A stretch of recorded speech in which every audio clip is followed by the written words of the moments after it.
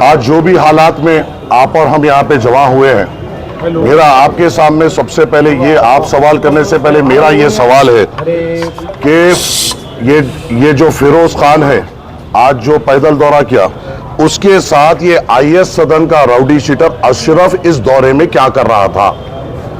इसके साथ के ये आईएस सदन का जो राउडी शीटर अशरफ है, इसके हवारियां जो 302 murder case, 307 attempt to murder case, rape केसों में जो इन्वॉल्व है, वो इसके साथ क्या कर रहे थे?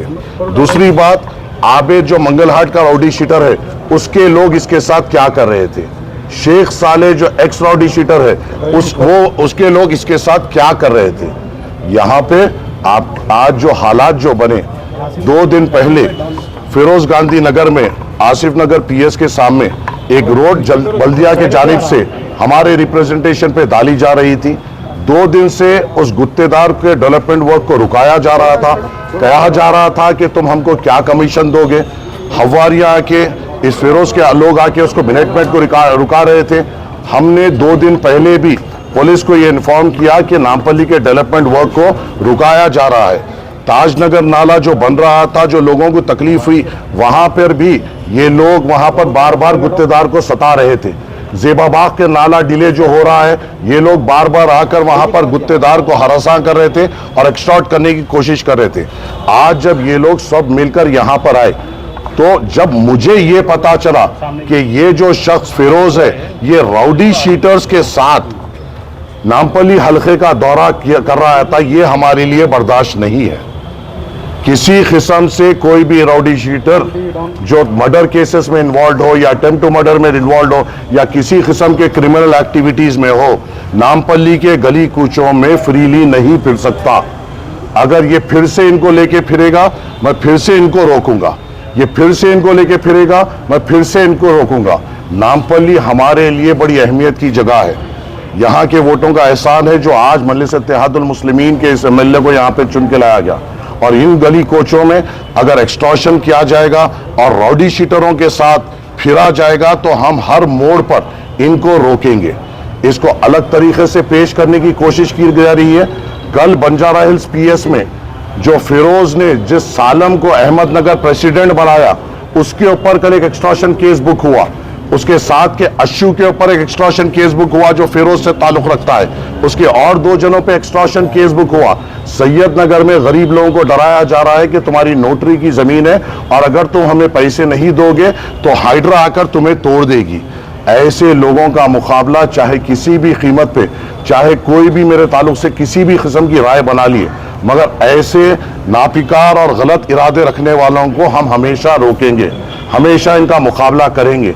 और ये खते हमें बर्दाश्त नहीं है कि किसी भी किस्म से कोई राउडी शीटर हमारे गली कूचों में फ्रीली फिरे, आवाम के दरमियान में आए।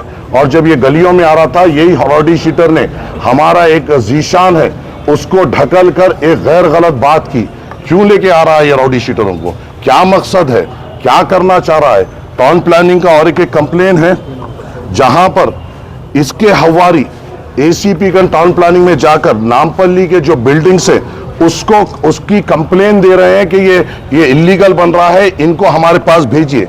ये है उसके हवारी जो जेबाबाग में रहते हैं और ये उसका रिटर्न कंप्लेन है जो बिल्डिंग्स पे डाल रहा है। गरीब आवाम को तकलीफ पहुंचाने का काम ये कर रहे हैं, गरीब आवाम को सताने का काम ये कर रहे हैं। और अगर ये गरीब आवाम को सताएंगे, 100 बार क्या 1000 बार इनसे मुकाबला करेंगे, मगर आवाम को तकलीफ होने नहीं देंगे।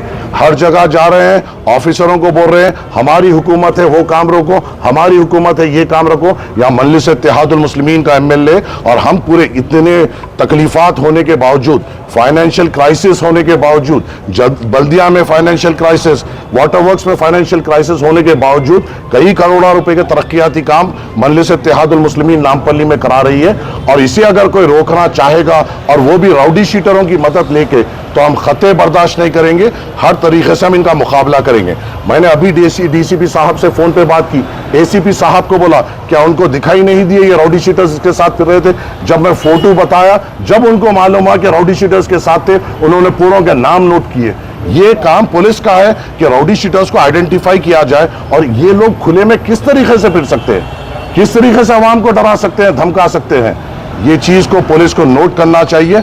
हमारे तरफ से जो कंप्लेन हुई वो एक कंप्लेन हुई, मगर सबसे बड़ी कंप्लेन गुत्तेदार जो कॉन्ट्रैक्टर है उसने किया कि इसको हरासा किया जा रहा था, और उसकी विटनेस में जिसने साइन किया वो बल्दिया के एग्जीक्यूटिव इंजीनियर है और डिप्टी इंजीनियर है, कि उन्होंने विटनेस में साइन की कि हमारे को डेवलपमेंट वर्क करने से रोका जा रहा है। अब ये भी नहीं बोल सकते कि हमने कराया, जब हुकूमत आपकी है तो अहदेदार भी आपके है, तो अहदेदार अगर कंप्लेन कर रहे हैं तो ये एक्सटॉर्शन के लिए और इनकी तकलीफ को नहीं बर्दाश्त कर कॉन्ट्रैक्टर्स अब कंप्लेंट दर्ज कर रहे हैं। और मेरी आप लोगों से अदबन गुजारिश ये है आवाम से, अगर किसी किस्म से मुझे पता चल रहा है कि बंडियों वालों से ये इनके हवारी निकलकर मामूल पूछ रहे हैं, डब्बे वालों से मामूल पूछ रहे हैं, ऐसी कोई तकलीफ अगर इनके हवारी दे रहे हैं, आप सीधी तौर पर मुझको आकर कहिए, कॉर्पोरेटर हजरात को आके कहिए, हम मुकाबला करेंगे मगर गरीब पे कोई तकलीफ आने नहीं देंगे। ये हारे हुआ है तो ये आलम है, खुदा ना खास्ता अगर ये जीतता तो शायद लूट मचा देता था। ये अल्लाह ने एक वजह से इसको हराया है, और बेहतर जानता है अल्लाह कि किसको जिताना है किसको हराना है। अगर ये खुदा ना खास्ता ये मुसल्लत होता तो गरीब आवाम को जीना दुश्वार कर देता। हारा है तो बंडियों से मामूल लिया जा रहा है, डब्बों से मामूल लिया जा रहा है, बिल्डिंगों पे कंप्लेन डाली जा रही है, गरीब को बताया जा रहा है कि यहां पर गवर्नमेंट लैंड और तुमको तोड़ा जाएगा। इनके खिलाफ हमेशा हम ठहरेंगे, 100 बार ठहरेंगे, 1000 बार ठहरेंगे और इनका हमेशा मुकाबला करेंगे। कुछ ने इंजर्ड हुए जब वहां पे हम आए और हमने इन पे रोकने की कोशिश करा। एक हमारे यूसुफ है, जुबेर है, जो ये कांग्रेस के तरफ से जो रॉडी शीटर्स आए थे, उन्होंने जब इनके ऊपर फिरोज के तरफ से जब ये रॉडी शीटर्स आए थे तो जब इनके ऊपर बंडमबाजी हुई तो ये लोग इंजर्ड हुए। रॉडी शीटर्स के साथ